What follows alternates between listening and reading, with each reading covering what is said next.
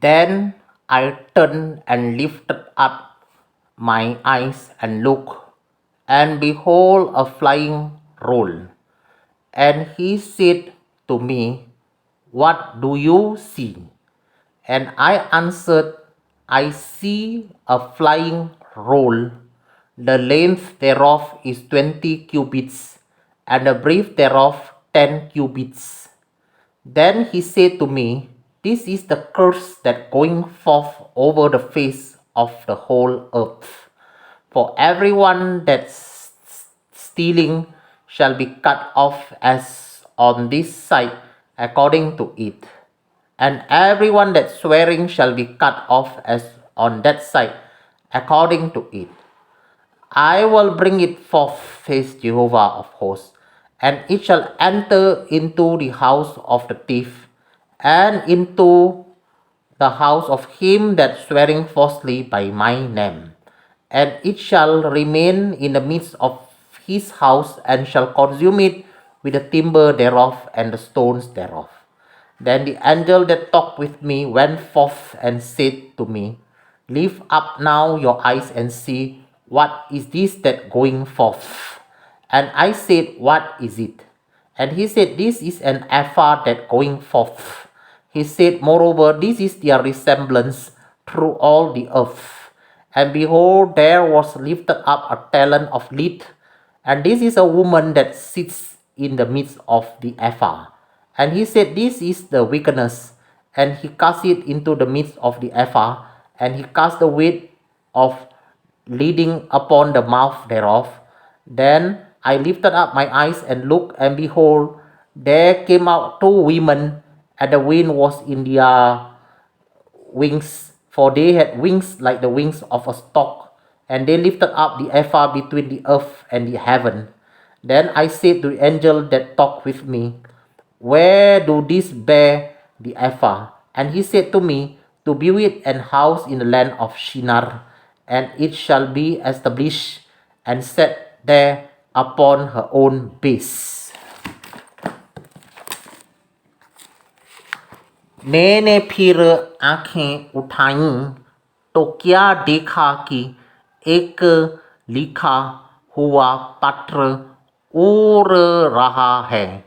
दूत ने मुझसे पूछा, तुझे क्या दिखाई पड़ता है? मैंने कहा, मुझे एक लिखा हुआ पत्र उड़ता हुआ दिखाई पड़ता है, जिसकी लंबाई 20 हाथ और चौड़ाई 10 हाथ की है। तब उसने मुझसे कहा, ये वो शाप है जो उस सारे देश पर पड़ने वाला है, क्योंकि जो कोई चोरी करता है वो उसकी एक और लिखे हुए के अनुसार मैल के समान निकाल दिया जाएगा, और जो कोई शपथ खाता है वो उसकी दूसरी ओर लिखे हुए के अनुसार मैल के समान निकाल दिया जाएगा।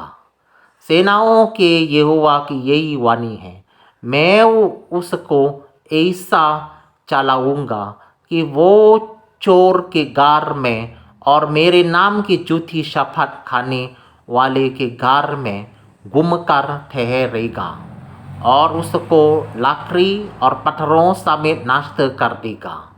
तब जो दूत मुझसे बातें करता था उसने बाहर जाकर मुझसे कहा, आंखें उठाकर देख कि वो क्या वस्तु निकली जा रही है। मैंने पूछा, वो क्या है? उसने कहा, वो वस्तु जो निकली जा रही है वो एक एपा का नाप है। उसने फिर कहा, सारे देश में लोगों का यही रूप है। फिर मैंने क्या देखा कि एपा की शीशे का ढक्कन उठाया जा रहा है, और एक स्त्री है जो एपा के बीच में बैठी है।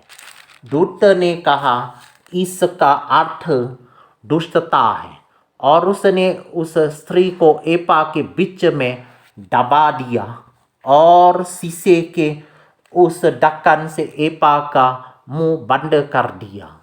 तब मैंने आंखें उठाई तो क्या देखा कि दो स्त्रियां चली जाती हैं, जिनके पंख पवन में फैले हुए हैं और उनके पंख लग लग के से हैं, और वे एपा को आकाश और पृथ्वी के बीच में उड़ाए लिए जा रही हैं।